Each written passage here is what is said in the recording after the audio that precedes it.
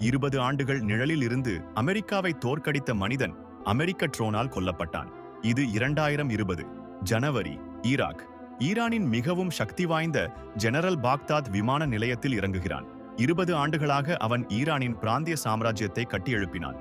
Iraq, Syria, Lebanon, ஏமனில் proxy போராளிகளின் வலையமைப்பை உருவாக்கினான். அவன் உச்ச தலைவருக்கு அடுத்து ஈரானின் 2வது சக்தி வாய்ந்த மனிதனானான்.